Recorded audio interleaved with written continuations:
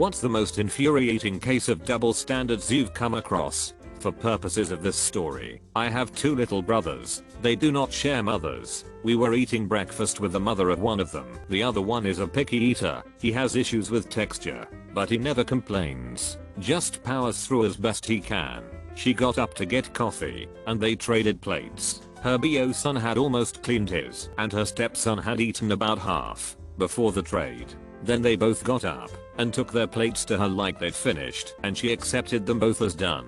You see, when her BO son says he's full, she believes him. When her stepson says he's full, she doesn't. So they made it look like the step had eaten more, because they knew the BO's plate would be accepted in any condition. I never told them that I know they did this, and probably have for a while, but I love that they figured a way around her double standards. My high school English teacher would hear something even remotely phone-like and explode, "Whose phone is that?" If no one answered right away, A would pace the desks, and if anyone acted suspicious, she would have them empty their pockets, bags, etc. on the desk. If there was a phone, she confiscated it. If there were any red notifications, she would read them aloud.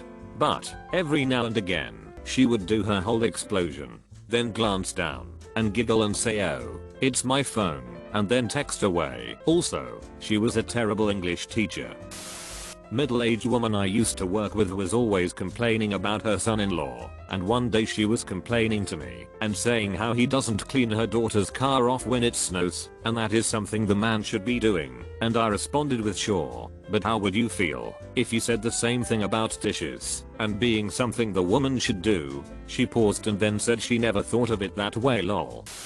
A girl I dated in high school would often vent to me about her friends' boyfriends doing the same things she would do to me. For example, we'd see each other every weekend. She wanted to see me more often, but we lived 40 minutes from each other. Gas was expensive, I was broke, and I had homework and extracurriculars, so I was busy during the week. She got mad and angrily told me to let her know when I cared enough to pencil her into my calendar. Not too much later, she was on the phone with me, telling me how her friend's boyfriend said the same thing to her friend, and what a bad person he was for it. When I called her out, she just made up some crap about how our situation was different. Me and a classmate wrote the same answer with different wordings in a test. My classmate got the answer marked wrong. Luckily, because I'm her favorite, I don't enjoy it, I was able to negotiate with her, and she changed the mark. Although it's still infuriating that it actually happened in the first place, and yes, she didn't like him at the time. My personal experience: I was about 8 months pregnant. My cousin's girlfriend was about 7 months pregnant. We were all at my aunt's house. My cousin's GF, let's call her Christy, had a reputation of being not very bright, but also very arrogant. She insisted that it was perfectly fine to smoke during her pregnancy because the baby's lungs were not developed yet. Wow. Just wow. No matter what evidence my aunt showed Christy, she stuck with her stubborn, selfish belief. She smoked cigarettes up until 6 months pregnant and smoked pot from a street drug dealer up until the car ride to the hospital to deliver. She also drank 2 alcoholic beverages a day. We all suspected possibly more. We were all appalled, but there was nothing we could do to stop her. I had not said one thing to her about it because it just wasn't my place to. My aunt had said enough. On the other hand, I completely gave up alcohol. I never smoked. All coffee, caffeine, getting my hair and nails done, sushi, and everything that my midwife said could possibly cause harm to the unborn baby. I even switched to a natural deodorant. Back to my aunt's house. My aunt had come back from a store with subhojes, fresh deli meats, and cheese. We all started making ourselves subs, except for Christy, who was busy smoking a blunt in the bedroom. As I was eating my turkey sandwich, Christy comes out from the bedroom, high as a kite, looks at me dead seriously, and says, "You're not supposed to be eating that. Deli meat is unsafe for the baby." It took every ounce of energy in my body to not hurl myself screaming in her face. When I was a sophomore, a group of freshman girls all decided to go around racking guys because they thought the reactions were hysterical. I made it very clear, if any of them did that to me, I would slap them. Lo and behold, after several other guys were hit and nothing done, One of them surprised me in the hallway and racked me. I promptly slapped her across the face and was sent to the principal's office by a female teacher who witnessed the whole thing. Thankfully, the principal was more understanding and just sent me back to class. Still, whole thing pisses me off over a decade later. And when I say racking, I mean slapping or otherwise hitting someone in the testicles for no other purpose than to cause pain. Probably known under many different phrases or names, but that is what we know it as where I grew up in Texas. Also sack tap, but racking was the phrase that first came to mind. When we bought our house, my wife set up all the utilities. I'm on the spectrum. I really hate dealing with that stuff. Bills, money. I go to work and earn the money. She does the budgeting and makes sure everything gets paid. It's crazy to me how often a company will have to have me get on the phone to make a change or whatever on an account that she set up. I'm the husband, so I must be in charge of the finances. My mom got upset at me for something unreasonable.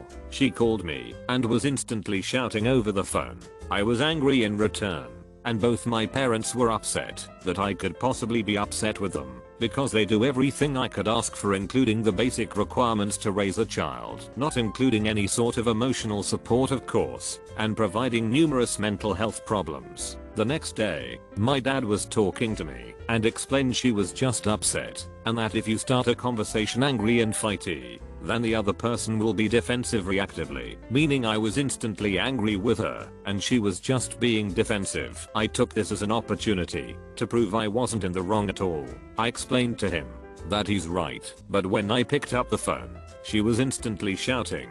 So I reacted defensively. So isn't it wrong how she acted? He said something along the lines of, well, but she's your mom, his go-to excuse for her, as if that clears her of all wrongdoings.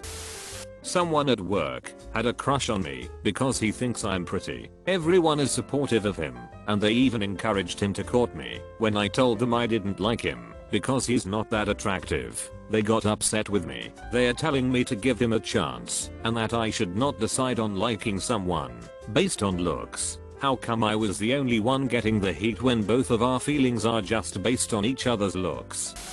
I used to work at a really progressive company with lots of different personalities, which was very good for me. I might add, I'm a straight white guy and had a coworker who was gay. He was a jerk to everyone, but people found him hilarious, seemingly because he was gay, so they let the straight up mean things he would say and do slip by. For example, he would say things like, well, of course you messed that up, you're a man. Or why would I ask you, a man, to handle this for me? No thanks. Before I realized that he was just a mean guy, I would try to join in the banter when he would take a shot at me and fire one back at him. In jest, he reported me to my manager saying that I was being offensive to him, and I got reprimanded. After 2 to 3 instances of him not being able to take a joke, I realized that I should just literally never talk to him unless it is 100% work related. But the double standard of him being able to say anything because no one at the progressive company wants to reprimand the gay guy while the straight guy can't say those things really bothered me. Being a single parent, I was a single dad for a long time. Single mom equals normal, or maybe a deadbeat dad somewhere, or maybe a long list of not her fault. Single dad equals WTF. How can you take her kids from her? He must have done something to her, or she just has to be dead right, because no way a man would have his kids. I literally had one of my kids' teachers say this to me during parent-teacher conferences. No background, no idea what my situation was, just assumed I'm a bad person. Stared right at me with a judgmental smirk on her face. When I rejoined the dating scene, I had women over and over stop messaging or calling when they found out I had custody of my kid. I'm a white guy with a black friend, both in the military years ago. One night at work, he and I are busting each other's chops. My last name is fairly Italian sounding, so he jokingly says he's gonna start calling me John Rigatoni. Everyone at work laughs out loud at this, including me. So I replied, fine, I'm gonna call you Craig Chidlin. My buddy was cracking up, but my supervisor pulled me outside and told me I can't say that. I asked why it was okay that he laughed at rigatoni. He said because it's different. Men being looked down on for being emotionally vulnerable. I've only ever dated one woman who was genuinely fine with me crying. The rest either got super distant when that happened, got mad, or made fun of it. Meanwhile, with every one of my exes, except, ironically, the one who was fine with male sadness, I had to coax them through multiple stress cries and even a breakdown or two. Men shouldn't have to pay a therapist just to have someone listen to them non-judgmentally.